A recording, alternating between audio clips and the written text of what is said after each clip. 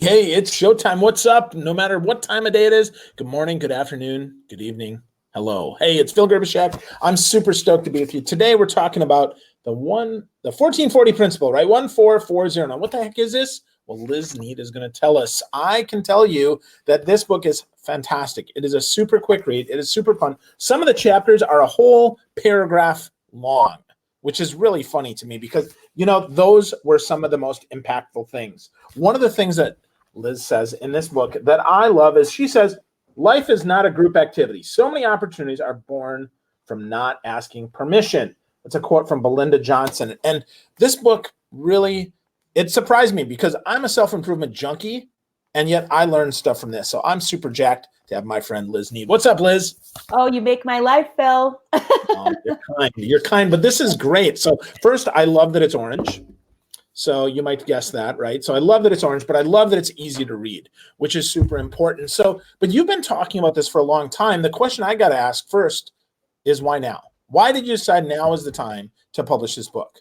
Well, there's a little bit of physician heal thyself. I'm a speaker, I'm a coach. I've been doing this for 11 years, and I got the 1440 principle. It was around 2010. The country was fully in a recession, and I had this idea that there's 1,440 minutes in a day. And what if we treated our time like money? Would we pay our time to these various things?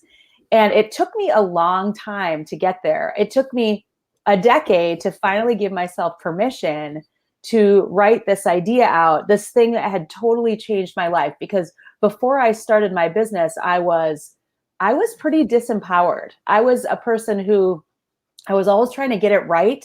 I was always looking at other people to see, okay, am I doing what I should be doing?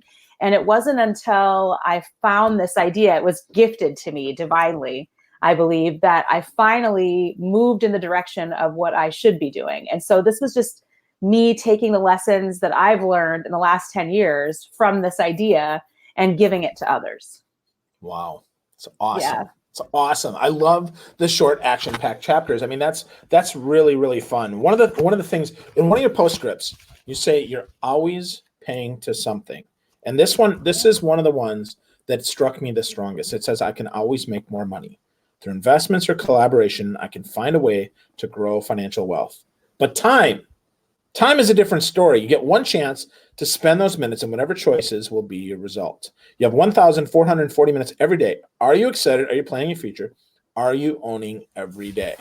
And I think that sums up the entire principle, right? Is that we have to own our day. So talk to me, Liz. Like, what is your day? What does a typical day for Liz Need look like? It feels like a secret. I'm an entrepreneur. I'm a natural entrepreneur. So when I get up in the morning, I feel like I'm in a playground. What are the things that I want to enjoy? What are the things I want to play with? Do I want to write something? Do I want to video myself talking about something? And I look at my world, and sometimes it's about current events and the things that I've heard people say. And I think about how I can influence people in my community. And, I have big goals. I have big goals of viewership and readership and the number of people that I want in an audience as a speaker. But what I feel in the micro sense is that my job is to encourage people to find a way to amplify my voice. So I get up, I video or I write or I do such things. I coach people. If I'm lucky, I get a chance to get on stage and speak. And then the guilty secret is that I don't work 12 hours a day. I don't work 10 hours a day. I work a really hard and joyful 5 to 6 hours. And then I spend time with my family. I spend time in creation. I love to work out. I think that being healthy is part of being a really masterful creator. So I have time devoted in my day to making sure that I'm healthy. I love to cook and cook things that are really flavorful and healthy. So that's kind of what my day looks like. I don't know. It feels, when I describe it, it feels like it's a vacation a little, like, 5 hours a day and then you work on yourself. But it really has worked for me for a long time. Yeah. Well, so if I think about this, right, I just jumped back into corporate. I've been here about 6 months. And between meetings and lunchtime and grabbing a cup of coffee and, kind of the non-work work, meaning non-revenue producing activities, 5 to 6 hours seems like a lot of time to Yeah. me, right? Like, as I really look at that, and the fact that you include yourself, like include taking care of yourself in that day, I think is really important. And because often we give face time, right? We spend time with people because we think we need to, not because we really want to. And that's actually one of the things you talk about as well, is stop investing or really, I guess, throwing away the seconds, the minutes, the hours, the days on things that don't bring us joy and that don't produce revenue, don't benefit our business. So where did I mean, you have this story about this woman. I have to tell you, that story really made me cry because I no, and I say that I'm guilty. I Yeah. have someone like that in my life right now that gets way too much of my head time, Yeah. way too much of my brain time. So talk to us about that person that really you were given too much of your brain time to, too much of your energy, too much of your 1442, and how you fix that. Well, it's interesting that you use the word investment because that is probably the most powerful word in the 1440, that your time can be invested like money. So you put your time towards things that ultimately yield a result. It's never one to one. So if you work out, you're investing in a future of health. If you spend time with a friend, you're investing in your state of mind, their state of mind, the energy that flows out from your relationship. So I had a friend, and someone that I actually still love very much because she's part of a lot of amazing memories and growth. But we had reached a point where it was very unhealthy, and I was being disingenuous. I wasn't telling her how I felt. I wasn't confronting it. And there was a lot of fear in the relationship because she was such a close friend to me, and she represented kind of like that family, that hybrid of friends and family. And to be honest, she scared me. I hadn't found my voice, and her voice was really strong, and I was afraid of what the backlash would be. And so I had an exercise, and it took me a second to figure this out, where over the course of a couple weeks, she said something to me. I didn't respond right away and create space for my own voice. And then it kicked off a series of me gossiping, avoiding her, just thinking negatively about her, remembering negative moments in the past, confusion and anxiety. And I never was able to say anything to her. And then we went out to dinner, and I pretended that I was fine. And then it hit me, how many minutes have I paid towards not expressing myself, gossiping, avoiding my feelings, thinking about the past and not forgiving. And, it was around 400 minutes. And I thought, would I pay $400 to a person or to the ideas of gossip and unforgiveness? I mean, I would never do that. It's pure destruction. Why would I invest my time in something that's destructive in my best life? And so, the funny part is that when I finally did find my voice, I wasn't very good at it at the time. So I was basically like, you make me feel bad when I talk to you. And the relationship really, it didn't last much longer than that, because at that point I had gone too far for the truth to work well. But it taught me something really important about everything in my life, that I need to pay my time towards things that will yield a result that I want. And most importantly, in relationships, because that creates ripples for everything in the world. Like, the relationship is where everything's at. It's a core in the 1440. Yeah, absolutely. Totally. I totally love that. I mean, I put relationships in the center Yeah. of all I do, right? I think They about are anyway. Yeah, well, yep, but I intentionally, right, Yeah. have to put it there because Yeah. I think whether we say it or not, I agree with you that they are, but I think so many of us, we neglect that. We think, well, they're not, in which case, then what's in the core really is that relationship neglect as opposed to the relationship itself, huh? And really the damage, Phil, to you of Yeah. not speaking your truth is pretty big. It's pretty big because the world needs you to be your best core self. And the more time you spend not speaking the lessons and the epiphanies, the ideas, the worse off we all are. So I know that you're in the middle of kind of in an empowered space, but it took years of admitting things to yourself in the mirror and, the first step choices where you decide, okay, I'm going to try to run, or I'm going to try to lift. I'm going to be the guy that doesn't have all the answers. Even taking a step back from the things that you had become comfortable with and becoming uncomfortable naturally so that you could be who you are, that benefited everybody. So to me, the relationship, when you say relationship, I think it really is, not to be cheesy coach, let's dig deep and sit with this, but the relationship with yourself is core. And often, when I'm coaching people, I coach entrepreneurs and I coach, people who want to make changes, and they want to focus on the change when the real conversation needs to happen with yourself, to be completely and totally honest with yourself, and then hold yourself to the standard that you already have. Yeah. Absolutely. I know it's deep.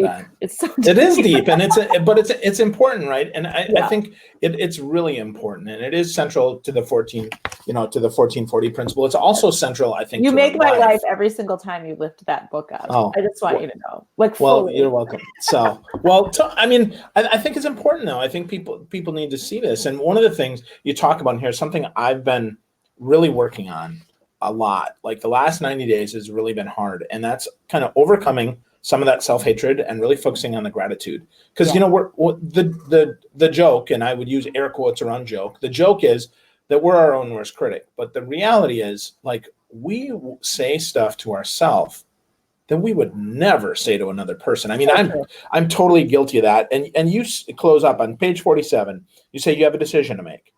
You can be that person that only sees what needs to change, and I'm going to raise my hand and say that's been me, or to live in gratitude for all that you have. So I've been doing this, right, every day for about 90 days or so. I've been intentionally focusing on 3 things every day. I saw your post today. Thank you. Thank you very much. Yeah, I mean, I have been intentional about this, and even on days that I don't post, I mean, I do slow down. And I give myself space to really think about those 3 things. Sometimes it takes, 10 or 15 minutes. Sometimes, honestly, it takes longer, not because I don't have a lot to be grateful for, but because I really want to think, like, is this the biggest gratitude that I have today? Like, is this something that is in my head, in my heart, that I'm going to focus on today? And like today, I talked about some big stuff, like big things that I'm really grateful for, but often it's little things, it's little things like, that maybe I do take for granted every day. So talk to me about how gratitude kind of rewires us and how it makes us even stronger.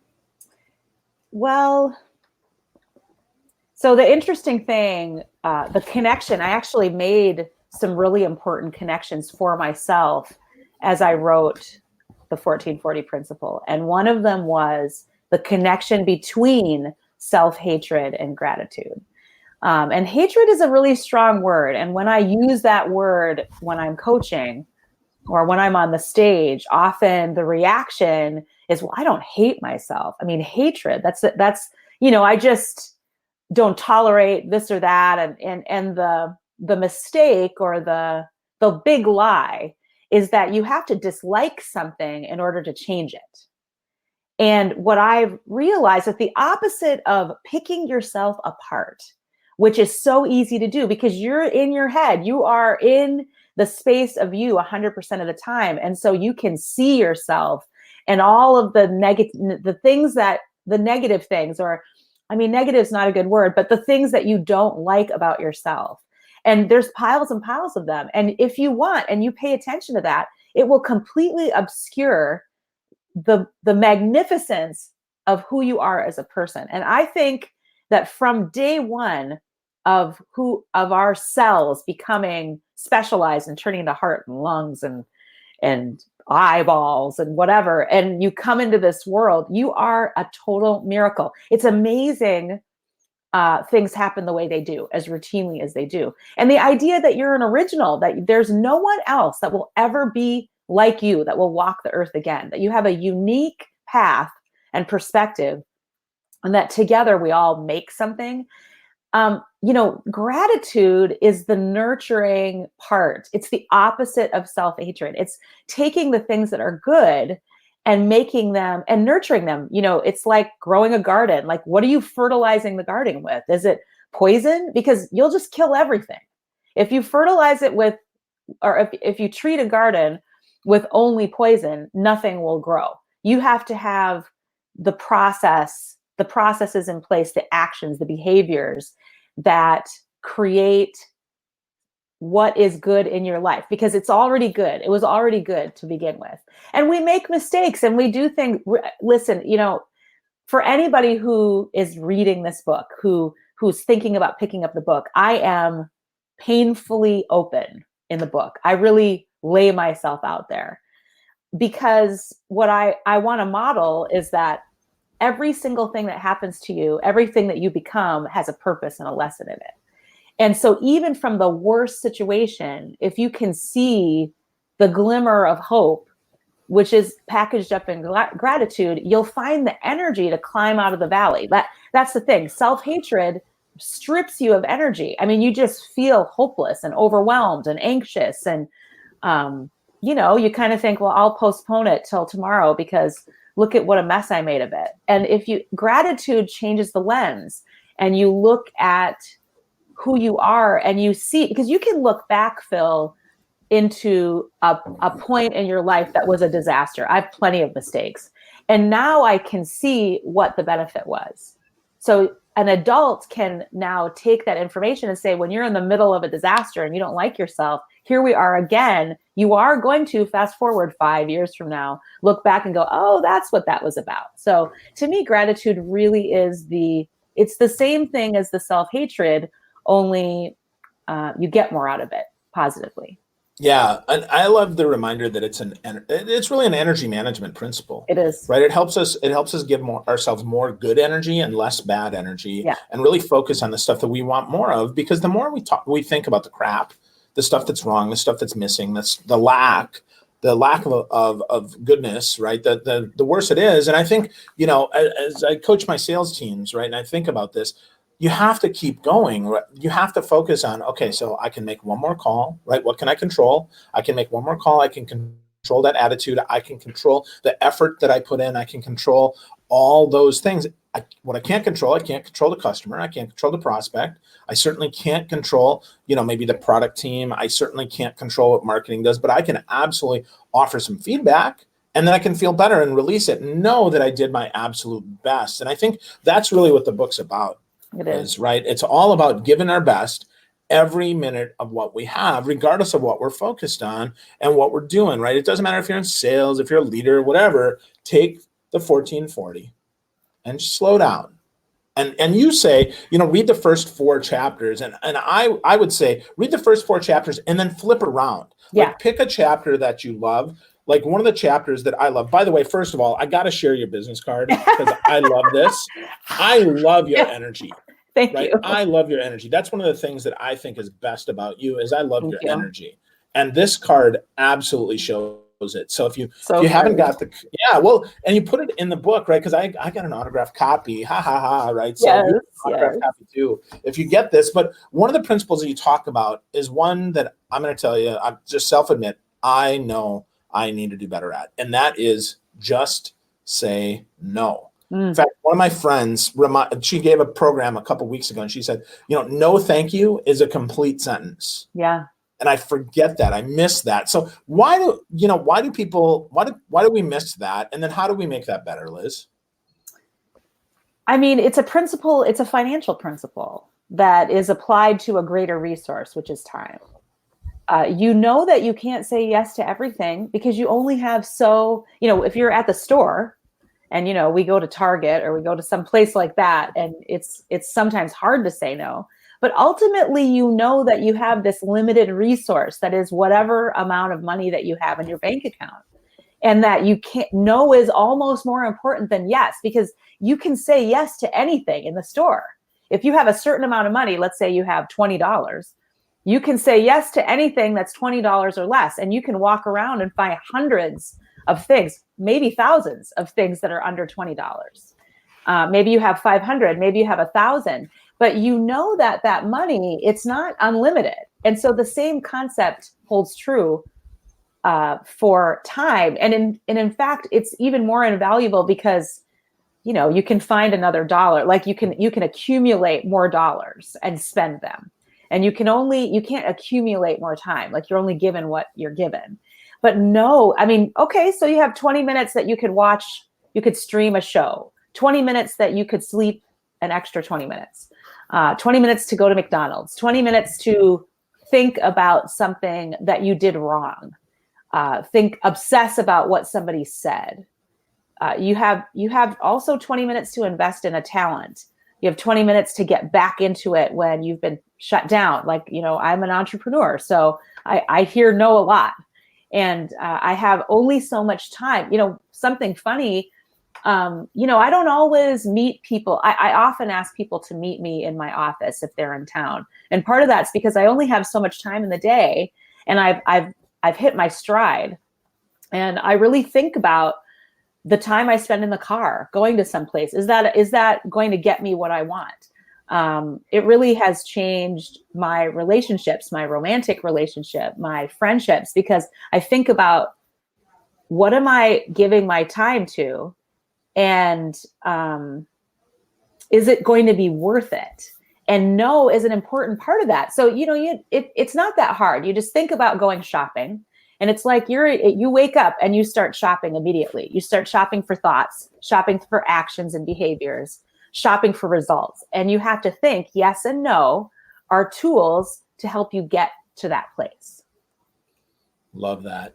I love that, right? It's all about being intentional, all about prioritization, all about investing your 1440. So folks, if you haven't gotten a copy of this book yet, I encourage you to go get a copy. Go pick it up on Amazon, or better yet, I'm going to share the screen here. I want to encourage you. You want to check out the 1440 principle, right? You want to get a copy of this book because it is truly fantastic. It is super easy. So I'm going to share this, right? This is the book. You can get an autographed copy for just $15 plus shipping and handling. So you can get a little sample here, liznead.com, N-E-A-D. Tells you what the book is about. It's got Liz's great energy here. I encourage you, check this out. Get a copy of the book, right? So see what you can do there to pick this up, to find out how you can start investing your 1440. So Liz, if you had a favorite tip, one more that you'd like to give folks that they can use to get started really investing in the 1440 principle, what would it be? I would say this, you have a blueprint. You know whether you're paying your time to things that are going to get you somewhere or things that are holding you back. And today is the day to listen and read your blueprint and be fearless and make the decisions that you need to make. You already know what you need to know. It's just up to you to move in the direction of the life that you've always wanted.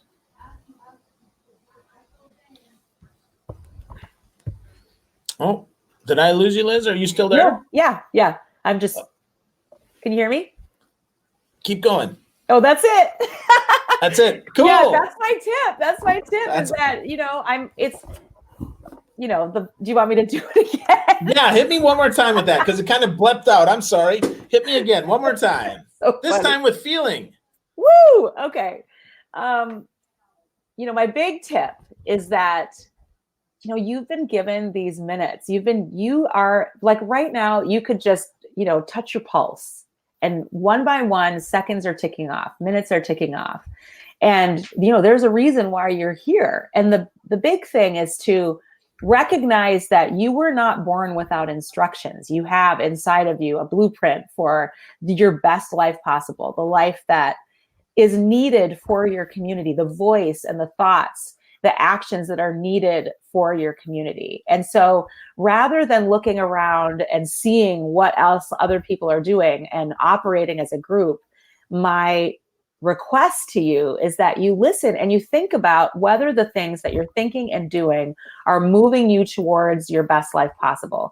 And what I know after 10 years of over 10 years of coaching is that you already know whether or not those actions, those thoughts are getting you there. And so if they're not, it's time to cut them out. It's time to be brave and courageous and minimize the relationships that don't help you, to make plans to get rid of the things that are stressing you out, creating anxiety, see the lessons, and move forward in a positive way, because you are paying your minutes to something. And it ultimately is your choice to pay your minutes to something that matters. Awesome. Great suggestion. Great principle. Love the book. Folks, if you don't have a copy yet of the 1440 Principle by Liz Need, you need to get it. You get it real easy at LIZNEAD.com. Yes. Check it out. Click on the new book. Go to Amazon and get it. But I encourage you, get connected with Liz Need. She's fantastic. Tons of energy, tons of insight, and just a fireball of help. So check her out. Go to LizNeed.com. Hopefully this makes your day. Have a great one. See you later, everyone.